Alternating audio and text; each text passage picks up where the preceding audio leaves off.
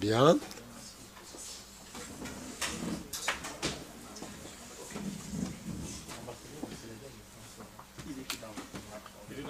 Ah, alors. Je vous amène l'ambassadeur. Ah oui, d'accord, ouais, ok.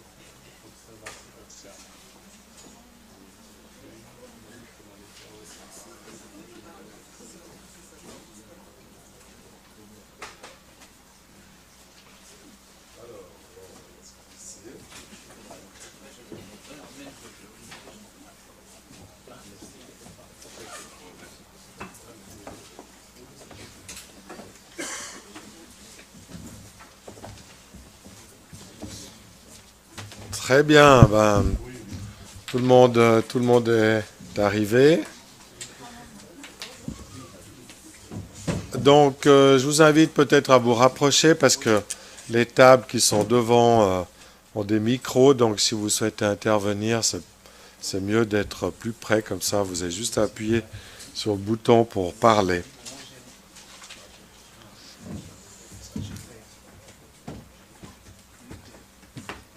Même s'ils ne veulent pas intervenir pour une homogénéité de la vue, on leur demande de s'approcher. Ouais. Ouais, tout à fait, c'est pour ça. Je dis même s'ils ne veulent pas intervenir. Ouais. Ouais, non, tout à fait, pour ça je demande qu'ils viennent plus près. Ouais. Non, mais vous avez dit si vous voulez intervenir. Donc ceux qui sentent qu'ils ne veulent Ah pas. oui, oui. Ben, oui, C'est question d'homogénéité. tout à fait. Oui, oui, oui, non, tout à fait, mais je ne peux pas non plus les forcer. Voilà. Très bien, donc vous pouvez vous approcher même si vous ne voulez pas intervenir, me suggère-t-on. Donc il n'y a pas de, il y a pas de problème. C'est vrai que c'est plus facile quand on s'adresse à des gens qui sont plus proches. Très bien. Bah, écoutez, mesdames et messieurs, j'ai le plaisir d'ouvrir la conférence de presse pour le lancement du prix Macky Sall pour le dialogue en Afrique, à l'initiative du CIRID, même si notre ami Dewa Kizimana n'est pas là pour raison de maladie. Je tiens à remercier les organisateurs de cette initiative pour le dialogue en Afrique, eh bien d'être ici présents, en particulier leurs excellences. Certaines sont dans la salle, d'autres sont au podium, parce que je crois que c'est tout à fait important qu'on favorise en Afrique le dialogue, mais aussi que cette initiative vienne évidemment des Africains, de l'Afrique elle-même. Et je me réjouis que justement ce soit à Genève que nous ayons l'occasion de lancer ce prix. Alors autour de la table, on trouve son Excellence M. Colisek, l'ambassadeur du Sénégal, M. Marcel Mikala, qui est le directeur exécutif du prix, M. Malik Mbaye, qui est représentant du CIRID en Afrique de l'Ouest, et puis la modération qui sera en particulier assurée par M. Adrien Olaskiewicz, qui est donc membre du comité du CIRID, entre autres orateurs. Alors, avant de vous donner la parole, je vais vous demander... Et M. Minder, qu'on a oublié, qui nous a rejoint, qui se retrouve tout au bout de la table. Mais qui, effectivement, qui est un vieil ami du club de la presse. Voilà. Alors, avant de vous passer la parole à Mère, je vous demande de signer le petit livre d'or. Juste une signature en dessous. Voilà.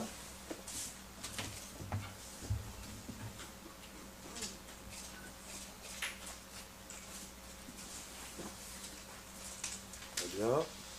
Je vais passer le livre.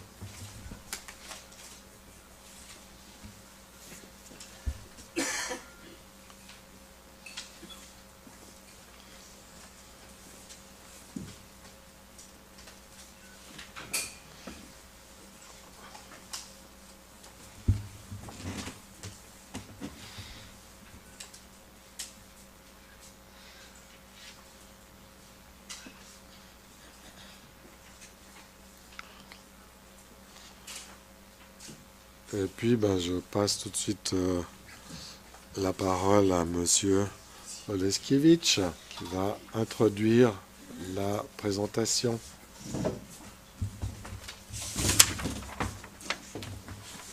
Ah, bouteille d'eau. Pour Monsieur Minder, oui, absolument.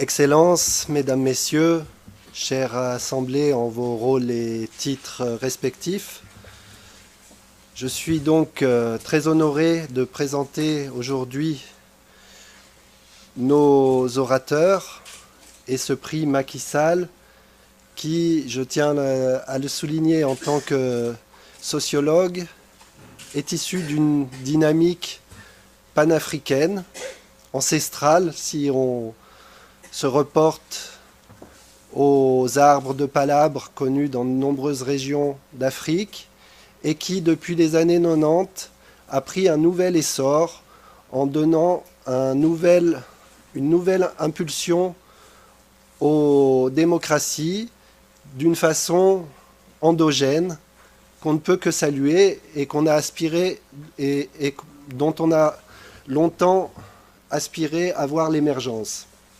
Je veux saluer bien sûr notre président Deo Akizimana qui malheureusement ne peut pas être ici pour raison de santé. Tout va bien, mais il était interdit d'avion pour nous rejoindre. Deo Akizimana qui, comme vous le savez, est l'apôtre du dialogue depuis plus de 40 ans dans son pays et dans l'ensemble du continent africain. Donc je vais très vite passer la parole à nos hôtes qui vont nous donner des informations très pertinentes sur le prix. Et puis après, je passerai à des interventions de nos différents partenaires du CIRID pour rebondir un petit peu et montrer comme cette dynamique est vouée à se développer. On nous détaillera aussi le forum qui va avoir lieu à Dakar dans une démarche évolutive. Si vous êtes tous là, c'est aussi parce que vos commentaires sont les bienvenus. C'est une démarche proactive, dynamique et toutes les observations sont bienvenues pour donner à l'impulsion du CIRID, du président Macky Sall, toute la portée qu'on espère pour l'Afrique. Et bien sûr, c'est une démarche ouverte et tous les participants, la Genève internationale et l'ensemble des bonnes volontés du monde entier sont appelés à rejoindre cette dynamique. Donc je vais donner la parole à son Excellence l'ambassadeur Colisek, représentant du Sénégal, qui, de retour de voyage, nous fait l'honneur d'être ici et qui pourra nous dire quelle est cette dynamique sur le plan international qu'a bien voulu impulser son pays. Excellence.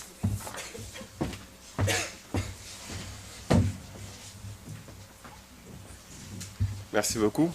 Je pensais qu'on allait donner la parole d'abord à notre patron des CIRID, mais c'est OK. Alors, Excellence, Madame l'ambassadeur du Gabon, chers collègues, chers invités, je vous remercie. Je voudrais remercier le CIRID d'avoir bien voulu m'inviter à cette manifestation d'aujourd'hui concernant le lancement du prix Macky Sall pour le dialogue. Alors, ce que je peux dire en introduction, c'est que nous sommes très honorés de cette invitation et de cette initiative qui, faut-il donc le rappeler, nous renvoie à nos origines africaines et à nos origines sénégalaises, notamment le dialogue dans un monde marqué un peu par les contradictions, les confrontations, dans un monde marqué par le repli identitaire. Et donc, parler de dialogue est encore un thème, un sujet qui peut paraître un peu surprenant, mais qui, à mon avis, à mon sens, est extrêmement important dans la mesure où rien ne peut se faire sans la concertation, notamment dans des systèmes qui se veulent démocratiques. En tout cas, au Sénégal, nous avons cette tradition permanente et le président Macky Sall, fort heureusement, est en train de perpétuer cette tradition de dialogue, de concertation. Et donc, depuis son arrivée au pouvoir donc en 2012, il essaie, à travers plusieurs formules, de faire participer l'ensemble des Sénégalais au processus de décision nationale. Donc, à travers la création de plusieurs commissions, il essaie de promouvoir l'esprit de consensus, l'esprit de dialogue pour, en tout cas, en extraire la substance de ce qui devrait être un peu le mode de gouvernance du pays. À titre d'exemple, je peux donner par exemple l'exemple de la constitution sénégalaise qui vient d'être adoptée l'année dernière, cette année d'ailleurs par référendum, mais qui relève de ce qu'on appelait une commission nationale de réforme des institutions. Cette commission nationale de réforme des institutions a discuté de plusieurs volets concernant la vie nationale et a proposé plusieurs réformes qui, si elles étaient adoptées, pourraient amener à renforcer le système démocratique du pays. Et donc, quand il s'est agi de proposer une nouvelle constitution au Sénégal, le président Macky Sall n'a fait qu'extraire la substance des conclusions un peu de la Commission nationale de réforme des institutions pour donc la proposer aux Sénégalais en tant que devant constituer une nouvelle constitution de la République. Et cette constitution a été adoptée heureusement par référendum.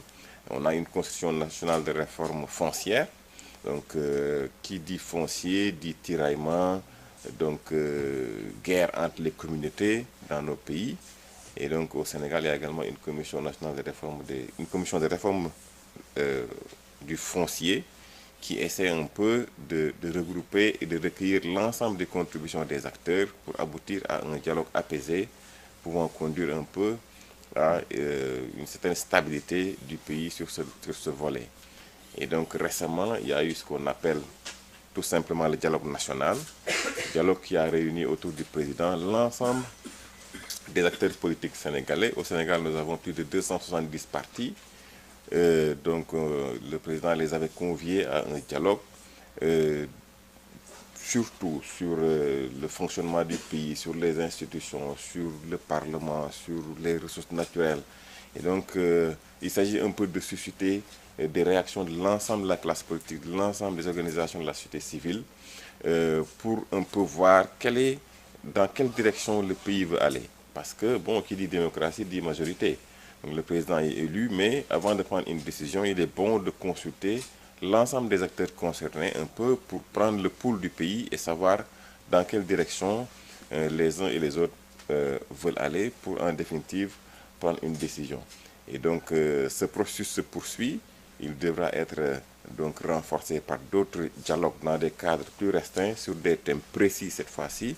Et tout cela pour, en tout cas, faire en sorte que les décisions majeures devant guider un peu le destin des Sénégalais puissent être prises non pas par un seul homme replié dans le secret de son bureau, mais puissent recueillir un peu l'adhésion de l'ensemble de la population, ce qui peut garantir un peu la pérennité de ces décisions et faire en sorte qu'au-delà des mandats, qu'au-delà d'un homme, qu'il y ait en tout cas un système de gouvernance qui implique l'ensemble des Sénégalais et qui peut un peu s'étaler dans la durée. Et donc c'est de cette façon seulement que nos pays peuvent obtenir une certaine stabilité et en tout cas s'atteler aux tâches les plus urgentes de développement. Et donc je suis heureux que nos amis du CIRID aient pensé à donner un écho à ce qui se passe au Sénégal. Et comme il le disait, on ne l'a pas fait en temps de crise, en temps de conflit, on le fait en temps normal, quand rien ne se passe, pour que les gens puissent discuter en toute sérénité des enjeux du pays et des décisions majeures qui doivent être prises pour le bien du Sénégal. Et donc, peut-être s'inspirer de cet exemple, vulgariser de telles initiatives peuvent amener un peu dans le continent africain, à cette culture de la concertation, à cette recherche permanente des compromis, pas des compromissions, mais en tout cas des compromis dynamiques, constructifs pour le bien de nos populations respectives. Donc, en guise d'introduction, c'est ce que je voulais dire, en restant ouvert à toute question pour un peu approfondir la réflexion aujourd'hui. Merci bien.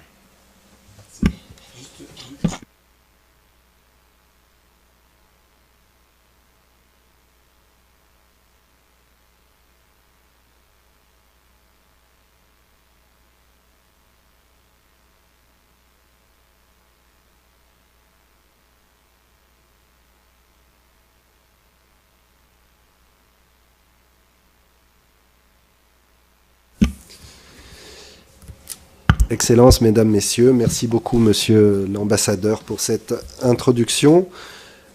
J'ai donc l'honneur maintenant d'introduire Marcel Micala, qui est juriste et politologue à ma gauche, ancien fonctionnaire des Nations Unies, où il a coordonné les affaires humanitaires, où il a été conseiller régional pour 15 pays depuis une base au Sénégal, où il a géré les crises et les catastrophes naturelles, coordinateur de programme pour la CEAC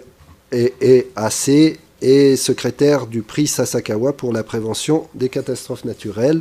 Donc aujourd'hui, c'est lui le directeur exécutif pour le prix Macky Sall, et je vais donc lui demander d'aller à la tribune et de nous honorer de précisions sur ce prix que nous saluons tous. Merci Marcel.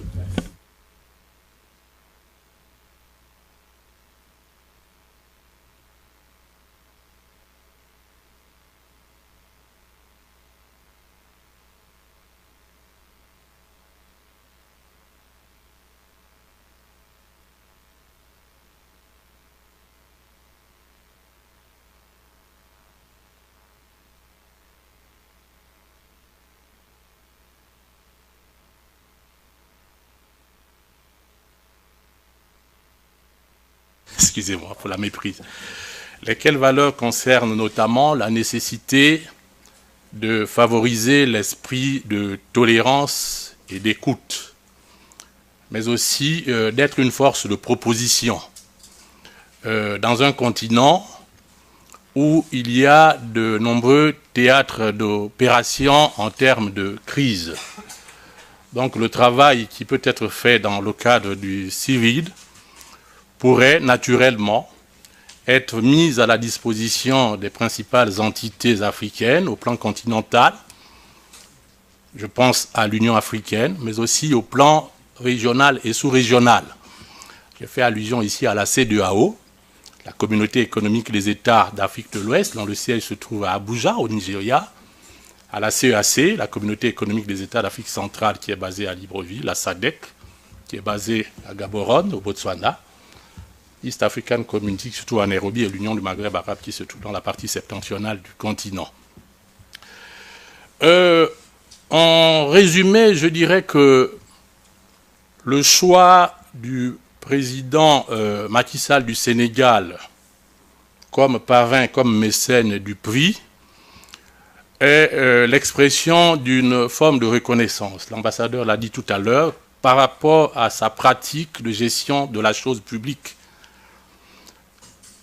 C'est la raison pour laquelle, lors de notre session du 2 juin 2016, nous avons jugé utile de créer un prix axé sur la promotion du dialogue en Afrique, lequel prix devait être parrainé à titre principal par le président Macky Sall. Une correspondance lui a été adressée dans ce sens, à laquelle il a répondu favorablement le 21 août 2016.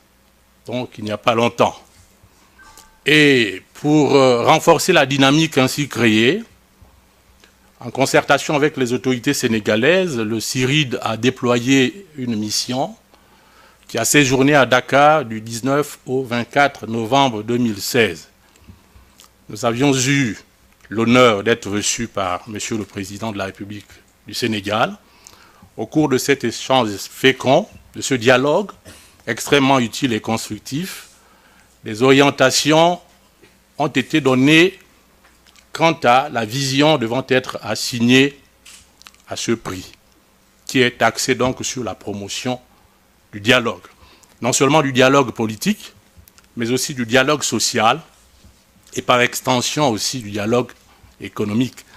Car comme dirait le président Macky Sall, quand on parle du dialogue, on voit d'abord le paramètre politique, mais il y a aussi d'autres paramètres qui sont d'ordre social et économique. En deux mots, le prix en lui-même, qui est en train d'être lancé ici par le biais de cette modeste cérémonie, sera articulé sur un certain nombre de points en tant que feuille de route. La prochaine étape que nous devions gérer, ce serait de déployer une mission d'information et de travail auprès des pays qui ont été identifiés pour faire partie du comité de parrainage. Et à l'issue, après donc cette étape, nous envisageons d'organiser à Dakar, certainement au courant du mois de février ou mars, c'est selon, la date précise sera confirmée le moment venu, nous envisageons d'organiser un forum qui sera un moment de concertation et d'échange axé sur un certain nombre de dialogues, de thématiques de dialogue d'ordre politique, d'ordre social et d'ordre économique. Le processus sera bouclé à l'horizon de juillet avec la remise du prix Macky Sall dans sa première édition. Pour clore mon propos, je dirais que le dialogue est une valeur qui est extrêmement importante, non seulement pour l'Afrique, mais également pour le reste du monde, parce qu'il contribue, de mon point de vue, à réformer au mieux l'agenda de la gouvernance politique, économique et socio-culturelle. C'est également un instrument important dans les propositions liées à la refondation de l'État. Dans un continent qui est en pleine construction, il est important que les acteurs issus du monde politique, mais également du monde de la société civile et d'autres types d'acteurs se parlent pour parvenir à une feuille de route commune, laquelle feuille de route permet donc de construire l'avenir de la nation et de doter cette nation d'instruments appropriés en matière de gestion de la chose publique dans un contexte d'écoute et de tolérance mutuelle. Je vous remercie.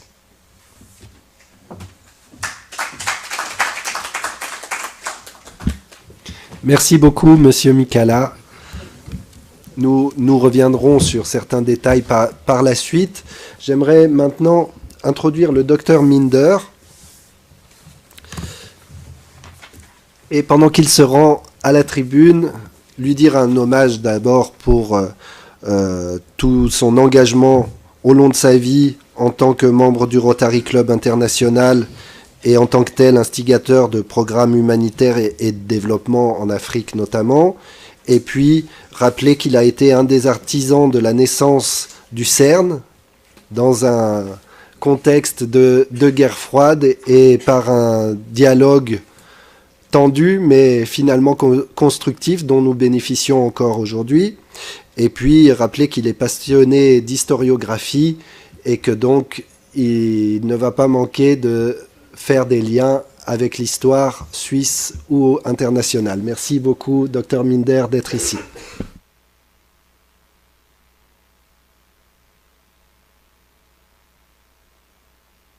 Voilà. Merci.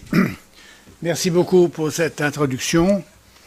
Mesdames, Messieurs, Excellences, c'est un honneur pour Genève aussi de vous accueillir ici, car CIRID a comme dernière lettre dialogue, et je pense que c'est une remarquable opportunité d'avoir ce dialogue qui non seulement concerne Genève et le Burundi où nous avons été déjà actifs, mais toute l'Afrique, à commencer par le Sénégal qui offre ce prix. Et vous savez que les prix ont la capacité d'attirer des personnes et c'est, je crois, une excellente opportunité. Maintenant, mon propos ici, ce n'est pas de vous donner des perspectives sur l'Afrique parce que J'ai passé 20 ans dans l'humanitaire maintenant, surtout en Asie du Sud, Asie méridionale, depuis les Philippines jusqu'à l'Afghanistan, pour le Rotary, et en Amérique latine, depuis le Mexique jusqu'en Argentine. Mais l'Afrique, je connais relativement peu, la Tanzanie et le Kenya, un peu le Maghreb. Donc je suis un apprenti et nous essayons de faire des choses actuellement de valeur. Mais ce que je voudrais dire, c'est qu'est-ce que Genève a au fond de particulier? Eh bien, Genève a ceci de particulier que c'est une toute petite communauté qui a, comme vous savez, ça a été fêté récemment, suscité la jalousie, l'envie et l'attaque de ses voisins, Savoie, France et autres. Le jour de l'escalade vient d'être fêté ici avec beaucoup de tam-tam. Mais surtout, ce qui s'est passé, c'est que depuis 200 ans, exactement depuis 1815 jusqu'à maintenant 2015, si vous voulez, Genève a fait preuve d'une extraordinaire d'un niveau de dialogue dans des occasions historiques. Et comme l'a dit notre président de ce soir, de cet après-midi, je voudrais vous donner simplement 4 noms. Je ne vais pas vous faire une longue chose, mais il faut s'en inspirer. 4 hommes, ils sont plus ou moins connus, ont pratiqué le dialogue d'une manière très différente chacun, dans des buts différents et d'une manière différente, mais toujours dans cet esprit que si j'arrive à capter l'intérêt, la sympathie, l'humour aussi de mes opposants ou interlocuteurs, eh bien, je peux faire des grands pas. Bien que je sois moi-même peut-être petit ou pas très, très expérimenté. Le premier qui a fait ça, c'est le nommé Albert Gallatin, qui s'est enfui de Genève pour aller aux États-Unis. Il a commencé par arriver à Harvard. Tout ça dans la période environ 1780 jusqu'à 1860.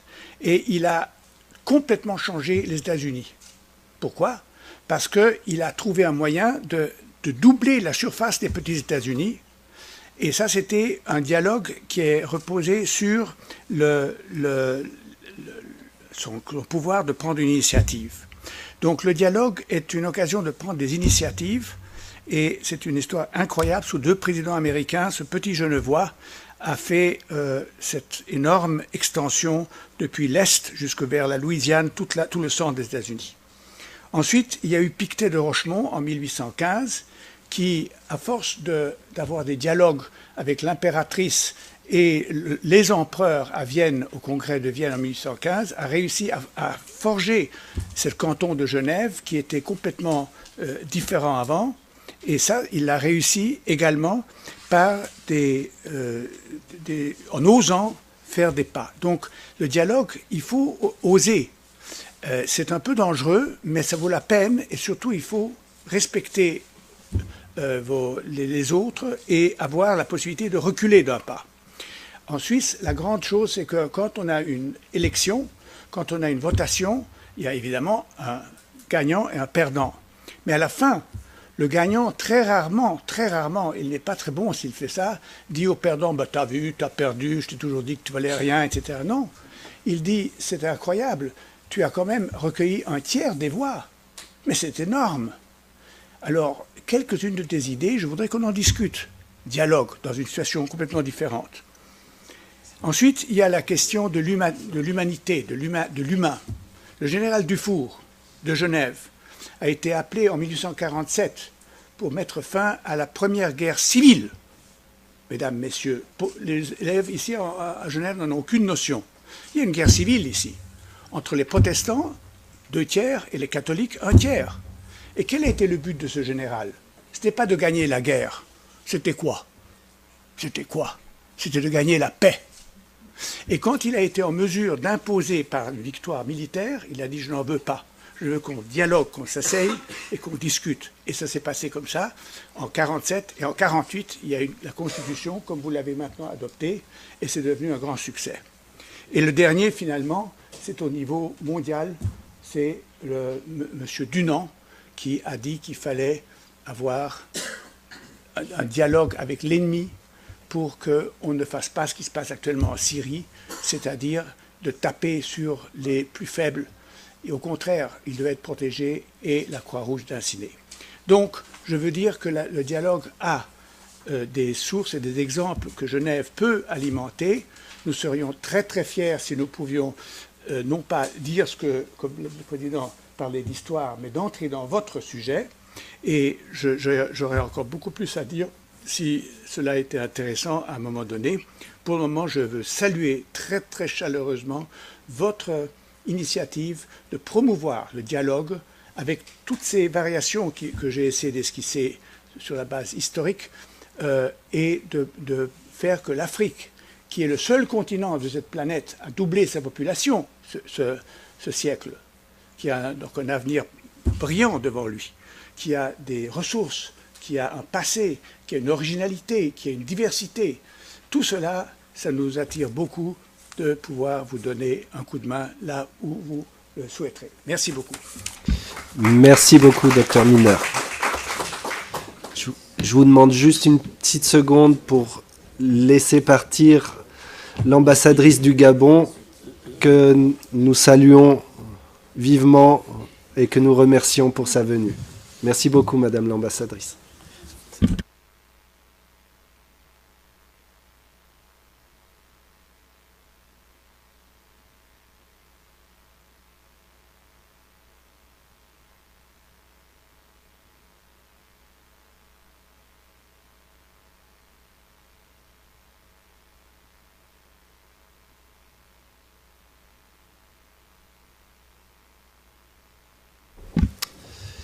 Excellences, Mesdames, Messieurs, j'ai donc maintenant l'honneur d'introduire notre collègue, Monsieur El Hadj Malik Mbaye, à ma droite, qui est le représentant résident du CIRID, qui est sociologue de formation et grand connaisseur des collectivités territoriales, puisqu'il est président de l'Association nationale des élus départementaux. Merci beaucoup, Malik, d'avoir fait ce voyage et d'être ici pour nous révéler certains détails et nous parler de la dynamique locale au Sénégal. Merci. Merci, Adrien. Mesdames, Messieurs, Excellences, Monsieur l'ambassadeur du Sénégal à Genève, Mesdames, Messieurs les ambassadeurs, représentants de partenaires du CIRID, Docteur Binder, je salue la pertinence du propos et l'orientation du discours. Monsieur le directeur exécutif du prix Macky Sall pour le dialogue en Afrique, vous me permettrez tout simplement de dire à la suite de l'ambassadeur qui a, dans un élan assez global, montré la dynamique dans laquelle se trouve le Sénégal en termes de dialogue. Le prix Macky Sall pour le dialogue en Afrique m'intéresse doublement. D'abord, ça se passe dans ma région de responsabilité, c'est-à-dire l'Afrique de l'Ouest et du Centre, dans laquelle je représente le CIRID, le Centre indépendant de recherche et d'initiative pour le dialogue. Ça m'intéresse également parce que c'est mon pays, c'est le chef de l'État de mon pays qui a été choisi. Et j'avoue quand même que ça n'a pas été un choix délibéré ou un choix subjectif. Il a fallu observer qu'aujourd'hui, l'Afrique bouge énormément en termes d'initiative, en termes de portage d'une industrialisation qui aujourd'hui gagne énormément de points. Nous avons également des Africains qui sont en train de faire bouger le monde dans leurs domaines respectifs. Mais nous avons senti que, parfois, il y a un déficit et une rupture du dialogue dans certaines zones. Et si on dit souvent que l'alternance est la respiration de la démocratie, constitue la respiration de la démocratie, nous pouvons dire que le dialogue en constitue l'oxygène de cette démocratie. Parfois, nous avons des difficultés parce que nous ne nous asseyons pas. Historiquement, comme l'a dit tout à l'heure un de mes prédécesseurs, qu'il y avait l'arbre à palabres. L'arbre à palabres, c'est juste un grand arbre sous lequel, le soir ou à une certaine heure, toute la communauté ou les principaux décideurs de la communauté se retrouvaient pour discuter, échanger sur certains points concernant la vie de la communauté.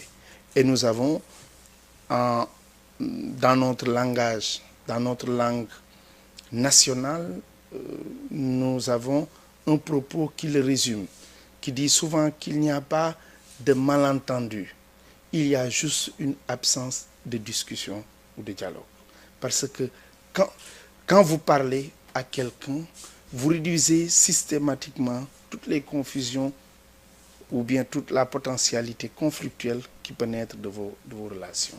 C'est vous dire donc que le CIRID n'a fait que revisiter aujourd'hui l'histoire et prendre des valeurs qui sont ancrées, une des valeurs qui est ancrée chez nous en Afrique, mais qui aujourd'hui a tendance à disparaître pour le remettre au centre des préoccupations et faire en sorte que tout se règle par le dialogue. Donc, sur la particularité du Sénégal, j'avoue que jamais auparavant autant de cadres de concertation, comme l'a dit tout à l'heure son Excellence l'ambassadeur, autant de cadres de concertation n'ont été ouverts. C'est vrai que lors de l'audience avec le président de la République, il nous disait que quand on parle de dialogue, on voit d'abord le dialogue politique, qui potentiellement pose problème parfois parce que ça met en discussion, ça met en phase deux groupes qui sont souvent antagonistes sur certains points. Parce que à la base, il y a la compétition. C'est vous dire donc que le dialogue politique est un cadre et un élément du dialogue, mais n'est pas tout le dialogue.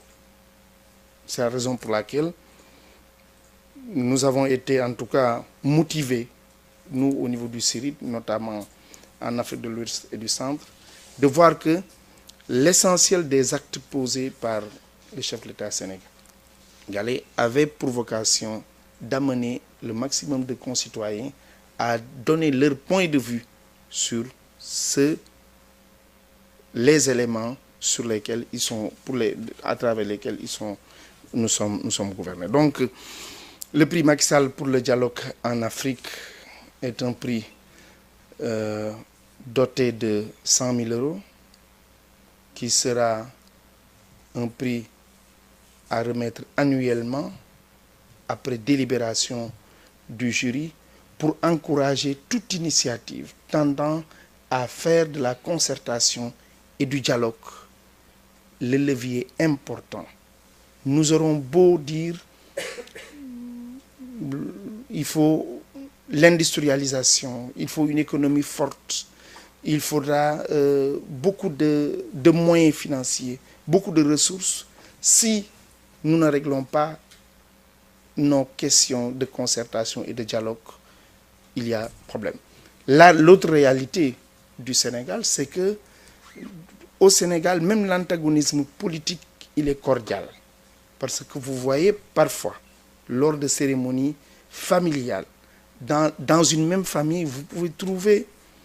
D'abord, le tribalisme n'existe pas chez nous. L'ethnicisme n'existe pas chez nous. Nous avons la chance d'avoir une société homogène sur les valeurs sociales, qui peuvent avoir maintenant des antagonismes au plan politique. Mais ces antagonismes-là sont jugulés par des cadres de rencontres parfois informels, tels que les baptêmes, les mariages, qui permettent en réalité à des groupes d'individus qui peut-être sur la scène publique ne se parlent pas, mais de se retrouver.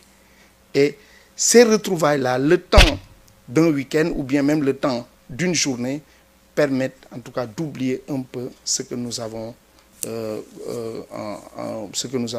comme différence. C'est donc vous dire en tout cas que je suis doublement satisfait d'être à cette tribune-là, en remerciant et en priant pour que notre président fondateur Deo Hakizimana, qui est un homme à qui nous devons et nous rendons un hommage appuyé pour son combat de plus de 30 ans.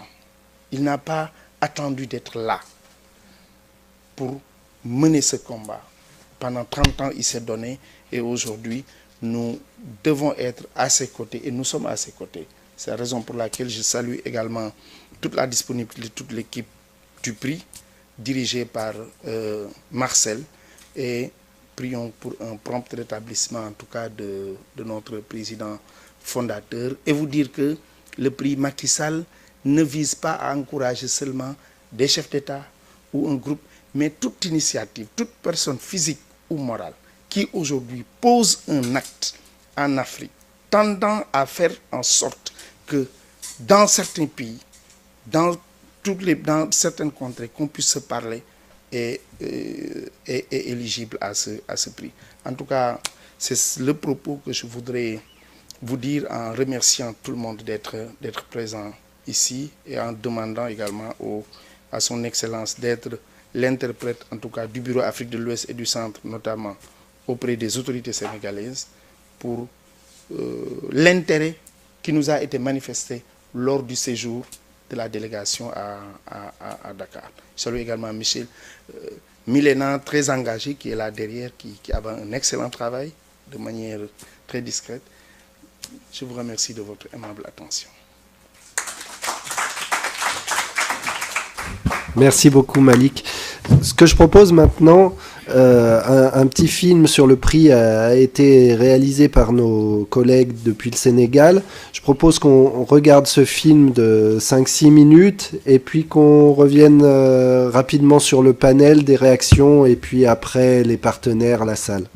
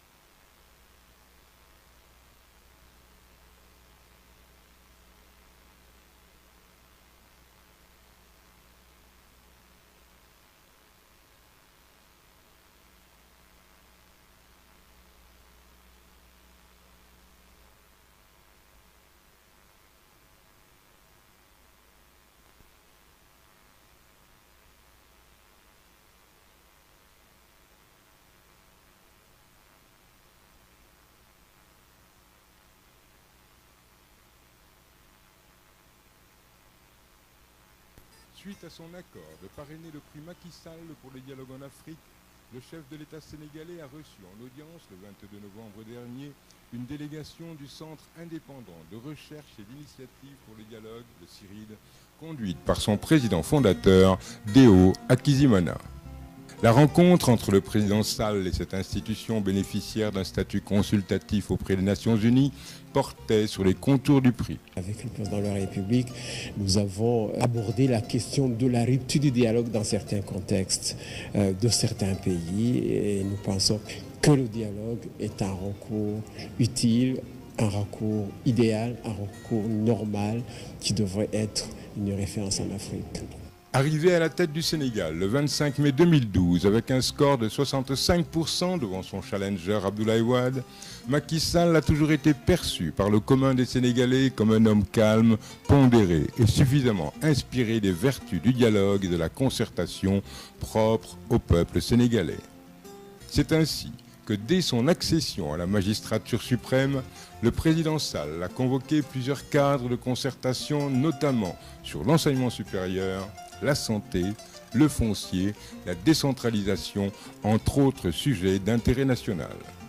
Dans la même foulée, M. Macky Sall a mis en place pour la première fois le Haut Conseil du dialogue social. Mais les deux décisions majeures prises par le chef de l'État sénégalais et qui ont séduit le Centre indépendant de recherche et d'initiative pour le dialogue, le CIRID, sont la tenue du dialogue national qui a réuni toutes les forces vives de la nation et l'instauration de la journée du dialogue national prévue annuellement le 28 mai. Nous, les Africains des autres pays africains et surtout qui vivons en Europe, c'est que ce dialogue-là a été organisé avec des moyens sénégalais. Et puis ça s'est passé non pas après une crise sanglante comme on le voit ailleurs, mais de manière volontariste, comme une référence stratégique qui permet à un pays de se relever mieux des plaies, des problèmes qu'il traverse. C'est ça que nous avons salué. Voilà ce qui justifie la décision du CIRID d'instituer le prix Macky Sall pour le dialogue en Afrique.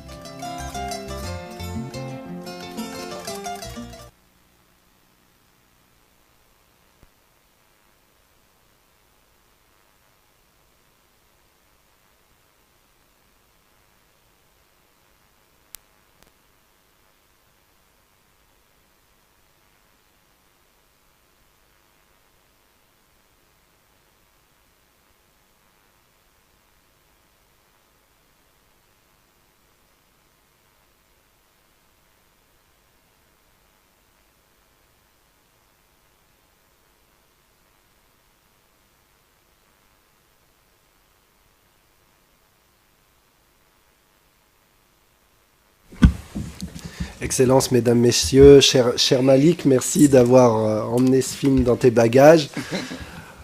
Les images sont toujours parlantes et j'ai été très heureux de voir en images justement ce que signifie le dialogue en Afrique avec les ors de la République, mais aussi les tenues traditionnelles et un chef d'État qui se met à la portée de sa population pour résoudre les problèmes sur le terrain. Donc, avant de repasser la parole aux panélistes, je voudrais oser une petite comparaison que tout le monde attend avec le prix Nobel. Nous avons eu la précision sur la structure du prix, la nature du prix et sa dotation.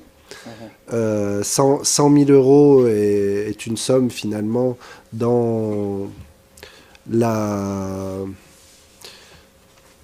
perspective des autres prix internationaux, notamment le prix Nobel. Et je crois que c'est vraiment une grande impulsion que ce prix, mais aussi, il faut bien dire qu'il sera accompagné préalablement d'un forum qui se tiendra à Dakar. Il y a de nombreuses recherches sociologiques, politiques, historiques sur le dialogue en Afrique, le dialogue moderne, le dialogue qui est un renouveau pour la démocratie africaine est un exemple pour tous. Et je veux vraiment louer l'accompagnement de ce prix par un travail de recherche scientifique, objectif, interdisciplinaire, intergénérationnel, qui aura lieu sur le terrain avec des chercheurs de terrain, et je pense qu'on pourra y revenir dans le débat un petit peu par la suite. Donc peut-être 2 ou 3 interventions, y compris des panélistes. Je me permettrai, le cas échéant, si c'est le bon moment, d'appeler certains de nos partenaires qui, je pense, auront des choses à dire. Déjà, peut-être un retour du Dr Minder, qui est notre doyen et souvent inspirateur sur ce film. Ici, là. Oui. Alors, en préparant cette très brève introduction, j'ai pensé qu'il était bon de soumettre à vous, humblement, si en Afrique, les actions que nous avons trouvées utiles en Suisse et en Europe sont les mêmes ou pas les mêmes, et comment les interprétez-vous? Alors, j'ai été amené à ça il y a 10 ans parce que mes petits-enfants m'ont demandé « Grand-père, qu'est-ce que tu as fait ?» Je dis « Comment que j'ai fait ?» Oui, dans ta vie, tu as réalisé quoi? Ben, j'ai dit ben, j'ai eu des rencontres, j'aurais pu dire des dialogues. 40 rencontres avec des gens où j'ai eu beaucoup de chance d'avoir des gens de tout niveau, et j'ai pu en tirer un fascicule que je leur ai soumis, et ça a donné lieu à des discussions, à des dialogues à n'en plus finir. C'est pas ça que je veux dire, mais ils ont été intéressés. Alors si on me demande, mais qu'est-ce que tu as appris que tu peux dire à une audience comme ça? Eh bien, je vais vous dire. La première chose du dialogue, c'est de questionner. C'est-à-dire de mettre en question quelque chose. Et là, je me réfère à Einstein qui a dit « Never stop questioning ». Ça, lui, il l'a vu sur le plan scientifique, moi aussi, parce que j'étais au CERN et on a toujours pu questionner, mais c'est valable dans n'importe quel dialogue. Le deuxième, je l'ai vu dans la banque, où j'étais donc chargé de faire des systèmes d'informatique de banque, et ça, le deuxième du dialogue, c'est innover. C'est-à-dire de ressortir des nouveautés par le dialogue. C'est pas quelqu'un qui vient et dit « j'ai découvert et je vais vous vendre ça ». Non, c'est ensemble. Et d'orienter cette découverte par le dialogue, c'est innover. Le troisième, je l'ai vu dans mon Académie des sciences techniques suisses, où évidemment notre but c'était d'étendre l'horizon. Alors on commence par dire « voilà, nous allons parler de ça ». Et tout à coup, le dialogue fait qu'on parle de beaucoup plus.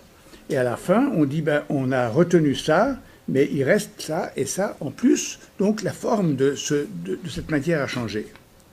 Et finalement, j'ai eu la grande chance d'être un des conseillers du prince de Galles, Prince of Wales, Charles, et de toute son affaire pour la jeunesse en Amérique latine. Et là, le thème du dialogue, c'était la coopération. C'est-à-dire de faire que des gens qui se retrouvent, comme nous, pour discuter, tout à coup se trouvent à coopérer, c'est-à-dire à agir, pas seulement parler. Parler, c'est bien et c'est nécessaire, et il faut reparler souvent. Mais il faut passer, si possible, de parler à agir, parler à agir. Voilà. Les 4 choses, donc questionner, innover, étendre l'horizon et coopérer. Ça, je suis redevable à des personnalités infiniment mieux placées que moi. Merci. Merci, Dr Minder. Donc, j'invite tout le monde à retenir la comparaison du Dr Minder. Le dialogue est une rencontre de l'autre, un partage, et coopérer, c'est agir. Ensemble. Marcel, est-ce que tu ajouterais un commentaire ? Non, à ce stade, je n'ai pas de commentaire particulier. Il serait peut-être souhaitable que l'on puisse avoir aussi l'opinion, avoir un échange. Dans ce cas-là, on va passer à nos différents partenaires qui sont dans la salle. Je propose, pour des raisons protocolaires, de commencer par notre ami l'ambassadeur Anatole Bakanao, qui est l'ancien ambassadeur du Burundi à Berlin.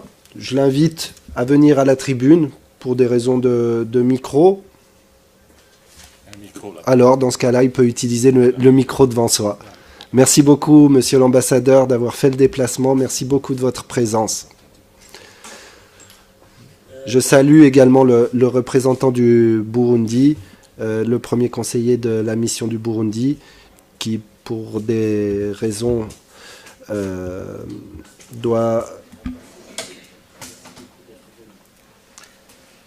Je vous remercie, monsieur le modérateur, de nous...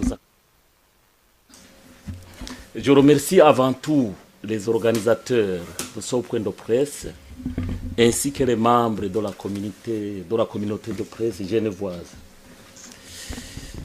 Je devais d'abord remercier son Excellence Macky Sall, président du Sénégal, qui a permis que cette réunion ait lieu grâce à son initiative, plutôt à sa position, qui donne un très bon exemple en tant que leader africain. Je considère que ça va être un exemple pour les autres leaders de notre continent. Je dois aussi saluer la présence parmi nous de son Excellence, Monsieur l'ambassadeur du Sénégal. L'Excellence, l'ambassadeur du Gabon aussi était là, c'est une très bonne chose. Je salue aussi le travail de notre staff du prix Macky Sall, à commencer par le directeur, M. Marcel Mikala. Je dois aussi saluer le grand travail de notre représentant régional, M. Malik Mbaye, qui est un des grands artisans de ce projet Macky Sall pour le dialogue en Afrique. Je remercie aussi, évidemment, le président du CIRID, qui a beaucoup travaillé dans ce cadre du dialogue, et c'est précisément l'objet de mon intervention, parce que je viens d'arriver de Berlin, où le président du CIRID m'avait demandé d'aller contacter les partenaires éventuels pour ce dialogue, parce que j'ai passé quelques années à Berlin, et dans ce cadre, j'ai pu rencontrer le responsable de l'Institut pour la culture diplomatique à Berlin, qui a accepté d'être notre partenaire privilégié au niveau du dialogue. Une convention de partenariat va être signée et j'ai l'honneur de signer à la place du CIRID. Et l'honneur m'a été donné par le président lui-même du CIRID, parce que c'est moi qui l'avais représenté évidemment à Berlin. Je dois aussi vous présenter notre collègue, M. Pierre Gauzet, qui était également avec moi à Berlin et qui est pressenti pour nous représenter au niveau du CIRID dans l'East Africa Community, parce qu'il est basé à Nairobi. Voilà, je vous remercie. Merci beaucoup, ambassadeur Bakanao. Une très bonne nouvelle pour ce partenariat institutionnel. Je propose peut-être de passer la parole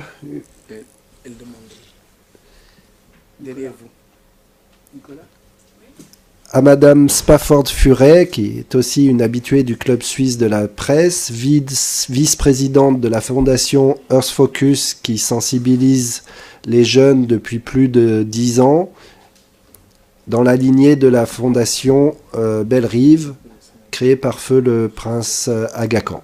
Madame Spafford. Merci. Étant donné que je travaille avec les jeunes, merci à tout le monde qui sont là. Je voudrais suggérer que le lauréat partage 10% de son prix avec un groupe de jeunes, moins de 18 ans, et lui choisit lesquels qui ont vraiment mis un programme dialogue ensemble. Si vous ne commencez pas tôt, encore plus tôt avec le dialogue, comment nous allons arriver? Parce que ce n'est pas quelque chose dans les écoles. C'est pas vraiment... Là, vous pouvez entrer quelque chose en Afrique qui pouvait être incroyable et avoir une grande, grande impression. Merci. Malik va commenter votre intervention. Merci. Je pense que c'est une proposition pertinente parce que malheureusement, il n'y a pas des modules de formation en dialogue dans nos universités et dans nos écoles. Donc je crois qu'il faudra inciter les jeunes, donc l'individu à très bas âge, à adopter des positions de dialogue. Mais dialoguer, c'est avant tout accepter l'autre dans sa différence. Faire preuve de tolérance. Je n'aime pas même pas le terme de tolérance, c'est d'accepter l'autre dans toute sa différence, dans toute la différence qui pourrait peut-être vous désunir. Et je pense qu'aujourd'hui, le besoin de dialogue n'est pas seulement ressenti en Afrique seulement. Je crois qu'aujourd'hui, globalement, cette mondialisation-là a produit d'autres types de citoyens du monde, d'autres types d'hommes, aujourd'hui à la merci des nouvelles technologies de l'information et de la communication, qui développent en nous un égocentrisme, un égoïsme qui font que nous acceptons d'abord difficilement l'autre.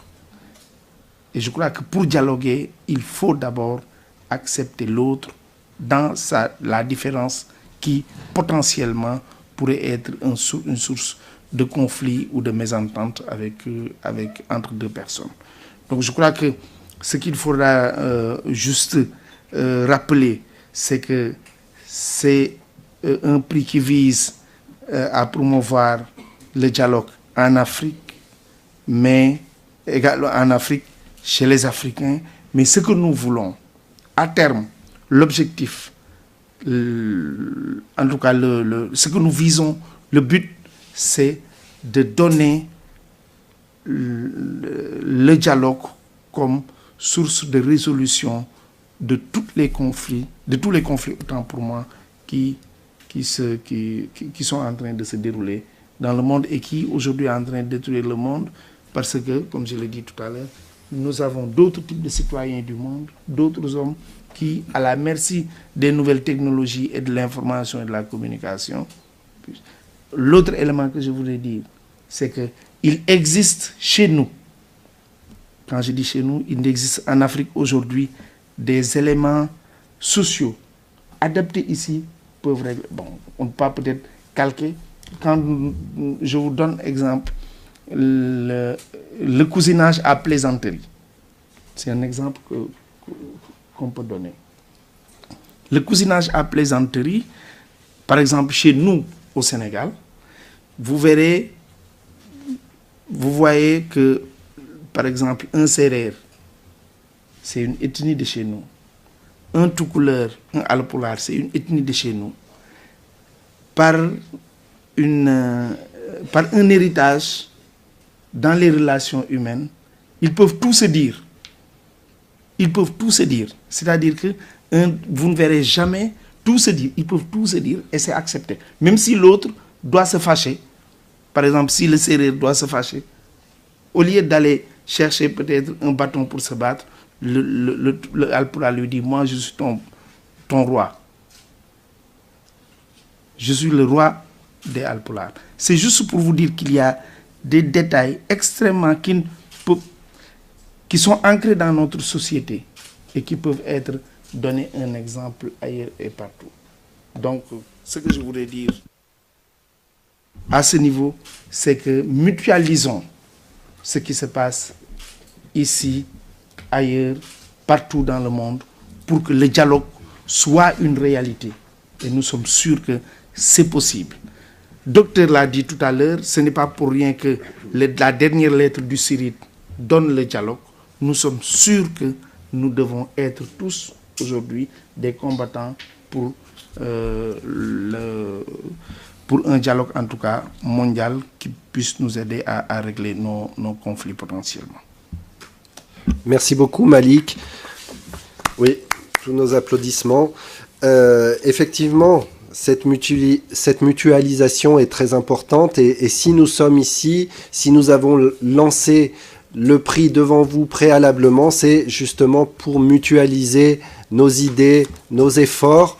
Et je veux remercier Madame Spafford-Furet et lui dire que son intervention ne sera pas lettre morte, que nous allons relayer, que dans le cadre du forum, nous ferons le nécessaire avec nos amis sur place qui viennent de montrer leur engagement pour que le programme soit tourné vers la jeunesse, soit offert aux écoles d'une certaine manière.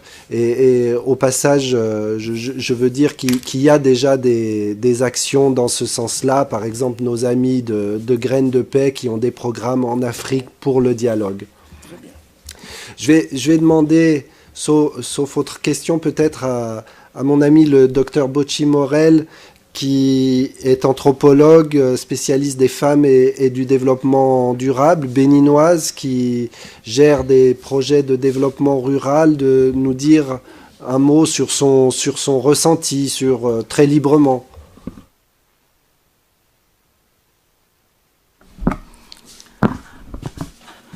Merci, monsieur le modérateur, de m'avoir convié à cette séance d'aujourd'hui. Le dialogue, c'est un terme vraiment favori, que j'adore vraiment. Parce que, déjà anthropologue que je suis, si je prends l'élément terre à terre, vraiment élémentaire, au niveau de la famille, qu'est-ce qu'on peut faire sans le dialogue? Dans une famille, entre couples, dans la famille, il faut du dialogue pour la paix. Rien que la paix, il en vaut pour qu'on s'accroche au dialogue. Et donc, j'apprécie beaucoup cette initiative de prix de lancement qui pourra vraiment motiver beaucoup pour apporter des éléments novateurs. Et comme expérience aussi, je peux aussi me rappeler encore une fois la richesse du dialogue. Lorsqu'en 1990, mon pays a failli sombrer dans la déconfiture, c'est grâce à cet outil-là qu'on a pu le relever. Grâce à la conférence des forces vives de la nation au Bénin, on a pu converger vers une réalité qui a apporté la paix. Donc, ça, j'apprécie beaucoup. Et donc, parlant du dialogue toujours, moi, je suis présidente de Jeunesse en détresse et nous vivons des tragédies en ce moment quand nous voyons la jeune génération des jeunes dans l'océan en train de lutter entre la vie et la mort. Ça nous interpelle. Les questions classiques de la migration. Eh bien, c'est grâce au dialogue qu'on pourra construire quelque chose, amener les jeunes à comprendre que l'Eldorado n'est plus ailleurs aujourd'hui que chez soi et qu'il faut y travailler. Chez soi, il y a moyen d'agir pour apporter la paix, pour rester et réfléchir à l'avenir. Donc, c'est par le canal du dialogue aussi que cela aussi peut être fait.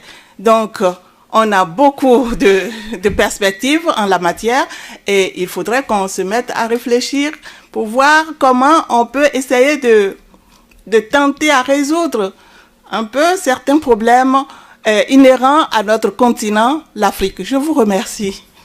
Merci beaucoup, Madame Bocci Morel. Merci.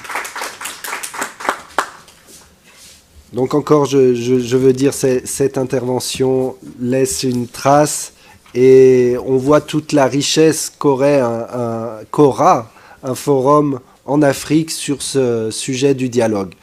Puisque nous sommes au Bénin, j'invite Monsieur Carl Gustav Bierns, qui a été l'initiateur de systèmes de coopératives et d'autogestion, notamment au Bénin, à nous dire un petit mot aussi, tout aussi librement.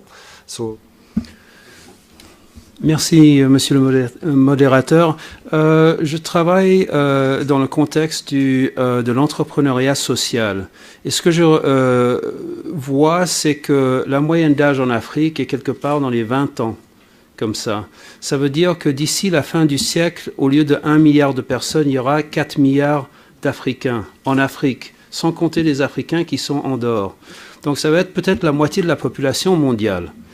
En Afrique, il faut un dialogue avec les jeunes, entre les jeunes. Il faut surtout commencer par là, par leur éducation, de savoir se partager les idées, l'innovation, la créativité, l'énergie qu'ils ont, et ainsi de suite. Parce que je participe à j'ai participé à plusieurs congrès de la déradicalisation des jeunes par le dialogue interreligieux et interculturel. Et je dois dire que dans tous ces différentes colloques et tous ces différents séminaires et ainsi de suite que j'ai été, j'ai pas trouvé les jeunes. Donc ça, c'est une chose qui est restée en dehors du dialogue, et ça doit rentrer dans le système de dialogue en Afrique, parce que c'est comme ça que l'Afrique va pouvoir prendre sa place prépondérante qu'elle va avoir dans le monde. Donc il y a des traditions culturelles africaines qui ont été mises à mal par la colonisation. Ça veut dire cette idée de Ubuntu dans l'Afrique du Sud et puis au Kenya et tout ça. Donc je pense que là, tant qu'il y a tellement de jeunes qui ont le ventre vide, qui ont faim, il n'y a pas assez à manger pour commencer un dialogue, ils vont aller vers la radicalisation, que ce soit Al-Shabaab, Boko Haram ou d'autres. Donc je pense que ça, c'est une chose que le prix devrait aussi prendre en considération et essayer de trouver des groupements de jeunes, il y en a beaucoup, qui essayent dans tout un tas de différentes universités, que ce soit au Bénin, que ce soit au Rwanda, que ce soit aussi en Tunisie. Il y a des opportunités incroyables. Merci beaucoup. Merci à vous, M. Biarritz. Donc encore une fois, voilà un commentaire qui nous sera utile. J'ai vu que mon collègue, M. Mikala, a pris des notes attentives, et nous ne manquerons pas d'intégrer la jeunesse. Nous ne manquerons pas de revenir vers vous. Je vois Madame de la Fondation Earth Focus à côté, qui, je sais, a une expérience dans l'implication des jeunes. Et donc nous ne manquerons pas de revenir vers vous pour bénéficier de vos conseils et de votre appui dans ce sens-là, dans le cadre du forum à Dakar et par la suite. Oui, merci. Je voudrais juste encore appuyer ce qui vient d'être dit par les trois intervenants là, en vous parlant de ce qu'on a fait ces 2 dernières années pour le Kenya en Europe. On a fait venir des jeunes filles, parce que les jeunes femmes doivent avoir beaucoup plus de présence dans le domaine rural.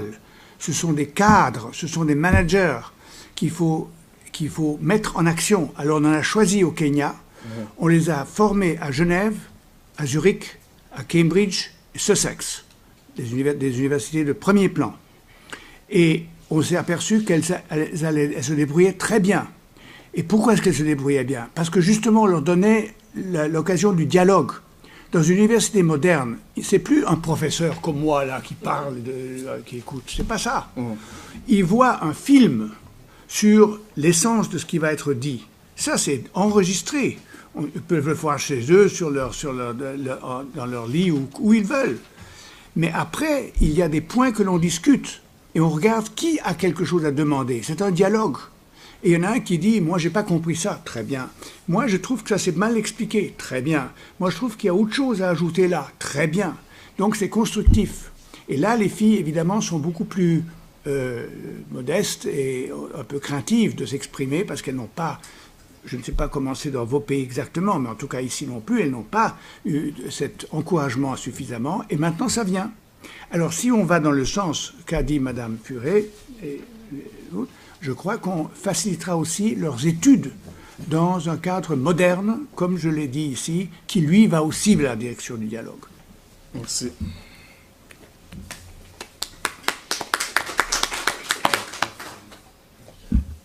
Je propose de prendre les questions de la salle. Monsieur Martin Malouza. Notre ami... Merci, Monsieur le Président. Je suis Malouza. Je représente le Comité international pour le respect et l'application de la Charte africaine, des droits de l'homme et des peuples. Je ne sais pas si on m'entend bien. Oui, voilà. Je souhaite d'abord remercier très vivement, très chaleureusement mon frère et ami Marcel pour l'invitation que j'ai bien reçue, que j'ai partagée autour de moi. Je tiens à présenter mes hommages aussi au CIRID dans son ensemble, à Déo qui n'est pas là, un compagnon de route, et aussi à la mission permanente du Sénégal à travers son Excellence Monsieur l'ambassadeur et son équipe. L'élément, le thème que vous nous conviez, auquel vous nous avez conviés de réfléchir, de participer, est extrêmement important. Il est central. Il est central. Et ça serait triste que de nous quitter ici sur simplement des colibés, voilà, non pardon, de quelques salutations, on prend un pot. Non. Le thème que vous abordez, que vous nous apportez aujourd'hui est extrêmement important. Le dialogue, qu'est-ce qu'il y a de plus naturel? Quoi de plus naturel que le dialogue? Quoi de plus africain? Qu'y a-t-il de plus africain que le dialogue? Le dialogue est essentiellement africain. Mais qu'est-ce qui rend le dialogue aujourd'hui si important en Afrique et dans le monde? Qu'est-ce qui rend aujourd'hui le dialogue si rare? Et qu'est-ce qui fait qu'il faille remettre un prix à son Excellence, Monsieur le Président Macky Sall, pour quelque chose de tellement africain, de tellement naturel, puisqu'on a évoqué l'arbre à palabre, puisqu'on a évoqué la charte de Kouroukan-Fouga, lorsque Soundata Keïta avait vaincu les 10 rois du Mandé, il leur avait proposé non pas l'assujettissement ni l'esclavage, mais un contrat de mutualisation d'efforts pour la reconstruction du royaume, de l'empire du Mandé, et c'était la charte de Kouroukan-Fouga. Il est triste aujourd'hui de constater que le continent africain qui était le creuset de la paix, le creuset du dialogue, des centres comme Koumbi-Salé, Tombouctou, Manza Congo, où des peuples, des nations venaient, y compris l'Égypte, réalisé chez Anta Diop à ce sujet, la vallée du Nil, eh bien, c'est l'Afrique qui reçoit des leçons en matière de dialogue aujourd'hui. Voilà ce qui rend le prix Macky Sall si important. Et ce n'est pas un élément anodin. Ce n'est pas une simple cérémonie. Il faut qu'au-delà du prix, je vous rejoins, monsieur le modérateur, il faut qu'au-delà de la remise du prix, il y ait une institutionnalisation de ce dialogue. Il y ait des institutions pérennes. Il faut inscrire dans le marbre de la durée ce thème essentiel. C'est par rupture de ce dialogue. J'ai entendu le mot rupture du dialogue. Mais à quel moment précis le dialogue a-t-il été rompu en Afrique? Eh bien, lorsque la violence a fait irruption dans l'espace sociopolitique, avec la traite négrière, avec la colonisation, avec la néocolonisation, où nous avons eu des Africains qui ont intériorisé le message des esclavagistes, des négriers de Nantes, de Liverpool. Je reviens de Gorée il y a à peine 2-3 jours, il y a 2-3 semaines, pardon, avec mon collègue M. Katala. Nous avons visité le Sénégal. Je visite régulièrement ce pays, amis et frères. Je suis parti de Banjul jusqu'à Dakar par route, en passant par Kaolack, Thiès, Fatick, Mbour. J'ai vu un peuple qui est en dialogue, à la différence d'autres régions d'Afrique où ce dialogue est rompu. Le Burundi, le Rwanda, le Congo RDC, où il y a un dialogue en ce moment, mais un faux dialogue. Parce que les armes attendent dans le coin avant de ressurgir.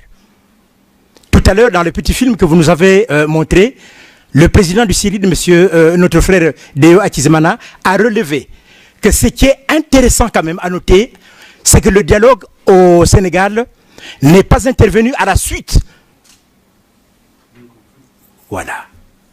À la suite de. Regardez la Côte d'Ivoire. Pour une élection, un chef d'État a été déshabillé devant la face du monde, sans que cela n'émeuve qui que ce soit. Laurent Gbagbo en sous-vêtements, parce que le dialogue a été rompu. Simone Gbagbo, dévêtu pratiquement, sans que cela n'émeuve le monde. Lorsque le président, je vais terminer par là, lorsque le président, paix à son âme, Mandela, avait reçu le président Bill Clinton, après les remerciements protocolaires, il lui dit: Monsieur le Président, j'ai deux choses à vous dire. Merci d'être venu me voir après ma sortie de prison. Mais je voudrais vous dire la deuxième chose. J'ai appris depuis la nuit de ma prison que vous êtes le maître du monde, que l'Amérique est le maître du monde. Donc vous êtes en fait le grand frère de cette humanité. Chez nous, en Afrique, quand on est le grand frère, le frère aîné, on ne se met pas à pourchasser ses petits frères avec des revolvers. On ne se met pas à pourchasser ses petits frères avec des kalachnikovs, comme vous le faites. À Bagdad, en Afghanistan, même en Afrique, par Africains interposés. On les réunit, on les appelle s'il y a quelque chose à régler. Vous ne vous comportez pas en grand frère de cette humanité. Vous vous comportez en oppresseur. Et c'est là qu'il faut que ça change. Voilà. J'aurais une question pour monsieur l'ambassadeur, j'aurais une question pour mon frère Marcel Mikala. Mais avant de clore mon propos, je voudrais vraiment encore une fois vous féliciter à travers vous, monsieur le président, monsieur le modérateur, tous les panélistes, la mission du Sénégal. Le thème que nous abordons est extrêmement important. Il y a plus de 12 millions de morts au Congo. Il y a un pays qui a été cassé en deux, le Sud-Soudan, par rupture du dialogue. Il y a la Somalie, qui est ce qu'on appelle en anglais the failed states, un État failli, c'est-à-dire un pays en cessation d'État. Il y a le Congo-Kinshasa, qui est en route vers cette même configuration. Il y a le Congo-Brazzaville, où le président Sassou Nguesso est en train de pilonner des régions du Poul. Il y a des femmes, des enfants déguenillés, sans eau potable, qui fuient les bombes.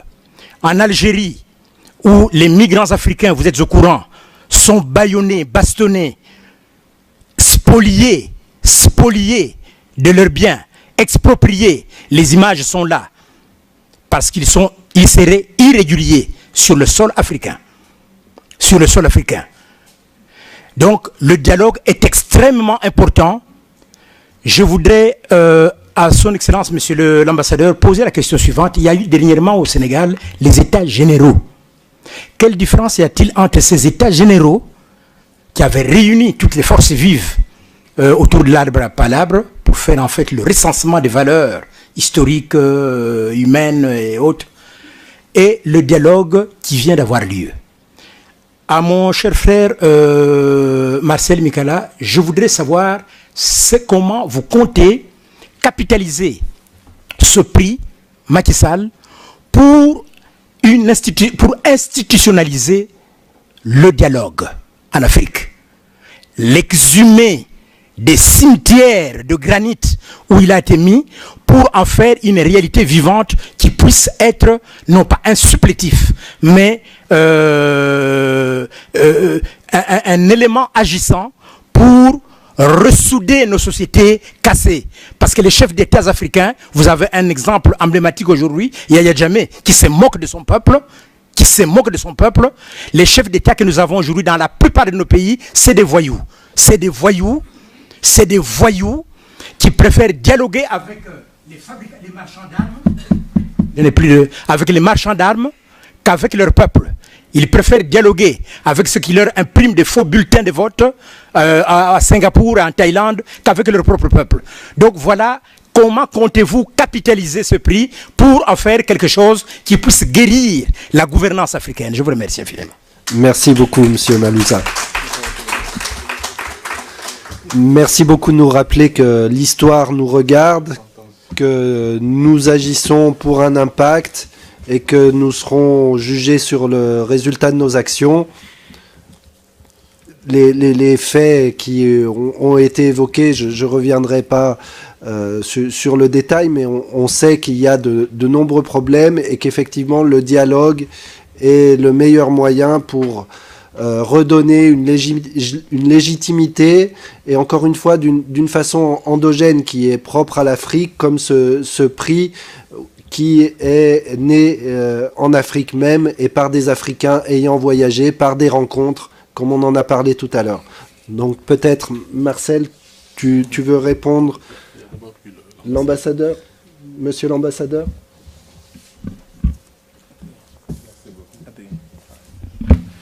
Bon, ce que je voulais dire rapidement, c'est que quand on parle d'états généraux, souvent on précise bien états généraux de l'éducation, états généraux d'un domaine précis donné. Mais ce qui s'est passé au Sénégal, c'était plutôt un dialogue national tout court. Alors, dialogue national pour inviter les forces vives de la nation à discuter des sujets qui les intéressent. Il n'y avait pas de limitation, on n'avait pas dit qu'il fallait discuter de l'éducation, de la santé. Tout le monde est venu avec le sentiment qu'il pouvait poser un problème particulier qui l'intéresse devant le chef de l'État. Les partis politiques l'ont fait avec des préoccupations liées par exemple aux élections, au processus électoral. Les membres de la société civile l'ont fait avec des préoccupations liées aux droits de l'homme. Les guides religieux l'ont fait avec des préoccupations liées à la culture religieuse, à la lutte contre le terrorisme, à la lutte contre la radicalisation. Donc on a senti qu'à un moment donné, chaque segment de la société avait une priorité particulière et qu'il fallait rassembler tout ce beau monde pour les entendre, les écouter et après maintenant procéder à des cadres un peu plus restreints pour approfondir les différents thèmes qui ont été retenus et faire en sorte que sur chaque question, un peu, qu'il y ait un consensus. Alors, pour permettre au président, en tout cas à l'État, de pouvoir y aller en se disant que voilà le sentiment général. Parce que, en fait, diriger, c'est souvent aller dans la direction où la majorité veut aller. C'est aussi simple que ça. Quand vous dirigez en prenant des décisions qui ne sont pas partagées, c'est le meilleur moyen de se créer une certaine impopularité et de se faire balayer. Donc tout ça un peu rentre dans le cadre d'une bonne stratégie, en tout cas de gestion du pouvoir. Alors ce que je voulais dire un peu par rapport au dialogue, je pense qu'on doit de plus en plus au-delà du dialogue national aller un peu vers tout court un dialogue entre citoyens du monde. Parce que le monde est devenu instable, le monde est devenu dangereux, parce que personne ne se parle plus. Quelqu'un parlait de choc des civilisations, un auteur célèbre, mais je pense qu'au-delà du choc des civilisations, ce à quoi on doit aller, c'est un dialogue des civilisations. Il faut tendre la main à l'autre. Et de plus en plus, cette peur, ce repli des gens, des pays, cette volonté de repousser, on le voit partout. On parle de l'Europe ici, hein, les gens sortent de cadres de concertation pour s'isoler. Et tout ça est dangereux, à mon avis. Au-delà du dialogue dans nos pays, il faut étendre ce dialogue pour faire en sorte que les mains puissent être tendues de part et d'autre, qu'il y ait des jumelages, que les gens se connaissent. Parce que quand vous dialoguez avec l'autre, c'est parce que vous prenez le risque de le connaître. Parce que vous ne pouvez pas discuter avec quelqu'un, dialoguer sans le connaître. C'est le meilleur moyen de se connaître, de s'apprécier et de vivre ensemble dans des pays, des communautés, des continents à travers le monde pour faire en sorte que la paix, la stabilité, la cohésion puissent régner partout. Merci beaucoup. Merci. Merci beaucoup, Excellence.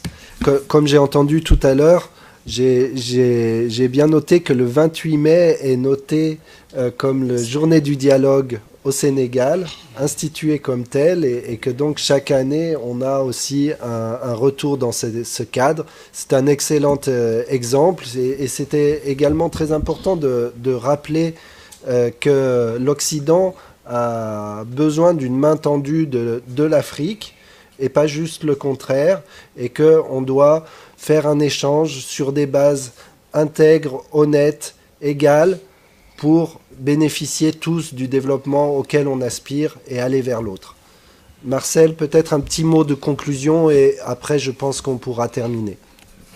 En réalité, je souhaite répondre à la question pertinente qui a été posée par notre ami Martin Malouza.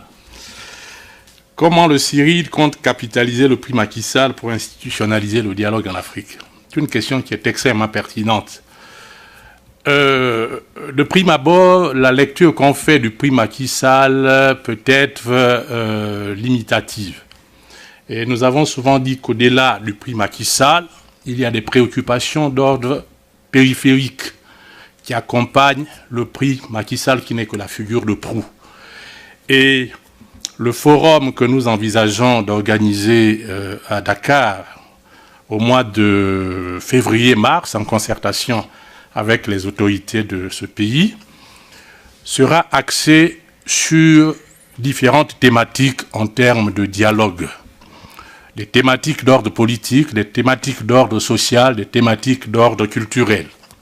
La place de la femme, le rôle de la jeunesse, la contribution de la presse dans l'évolution démocratique de nos pays, la problématique liée à la bonne gouvernance, le renforcement de la coopération régionale en matière de sécurité, notamment dans le périmètre sahélien.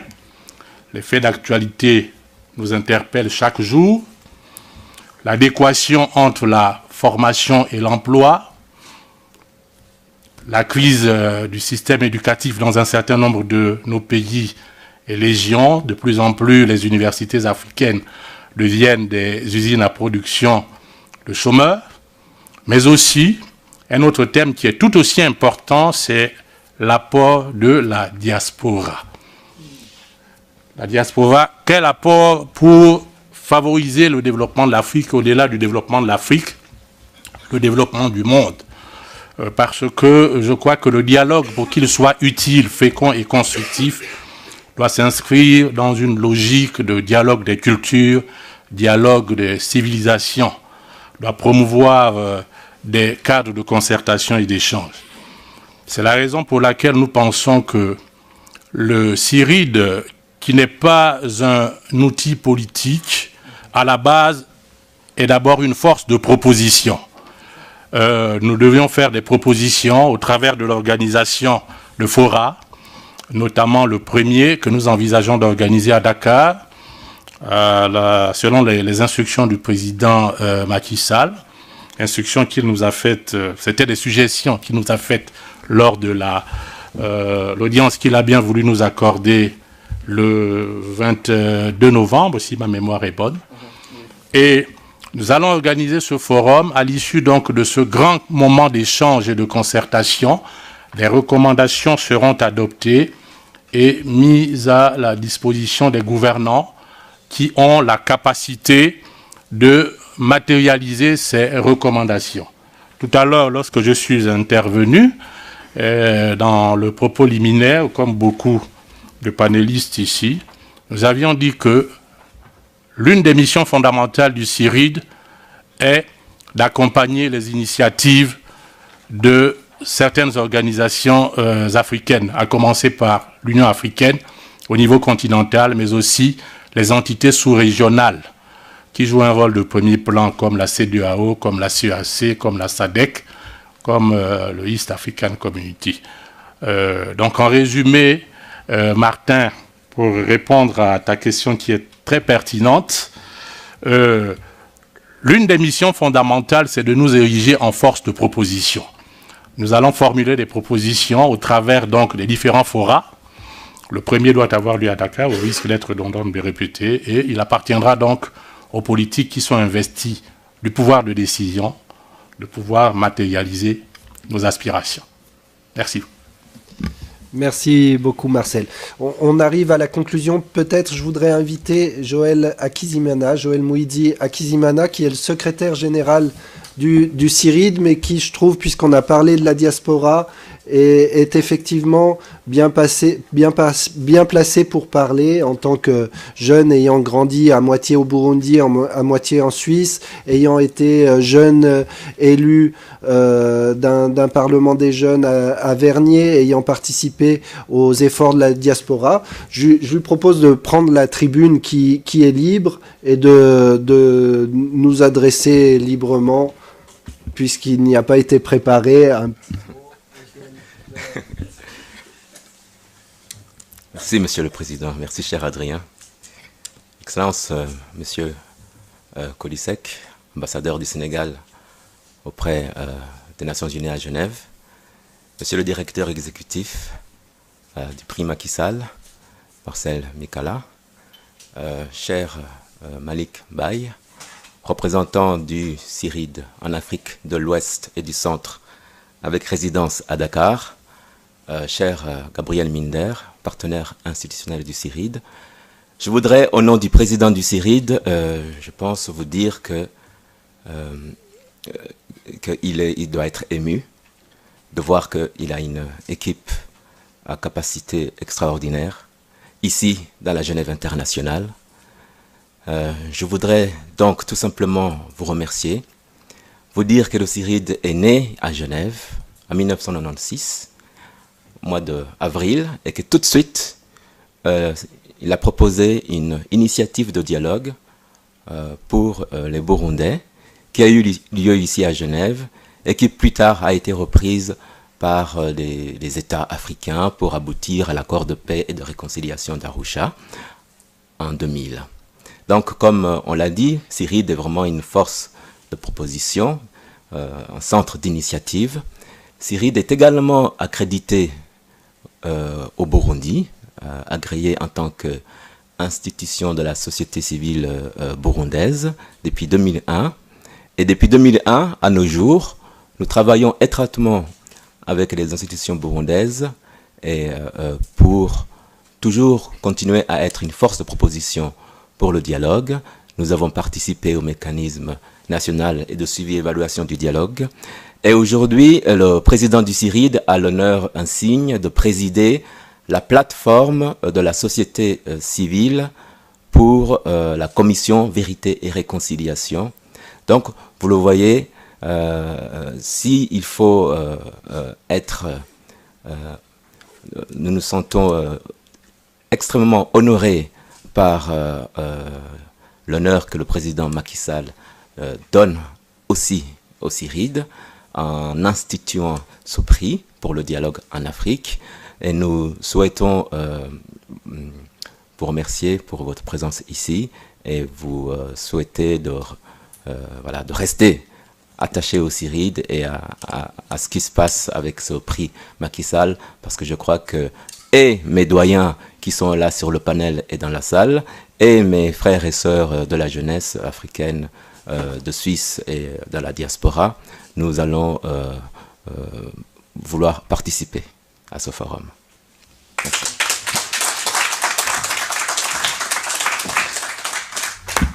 Excellences, Mesdames, Messieurs, cher Joël, je te remercie pour ce mot qui sera une pré-conclusion, puisqu'on ne va pas refuser quelques questions qui viendraient là. Petite question. Macky Sall, qui est considéré comme le chantre du dialogue, est-ce que lui-même peut être lauréat de ce prix? Non, évidemment pas. Évidemment pas, je pense que... Non, il ne peut pas être... Le prix n'est pas destiné au président Macky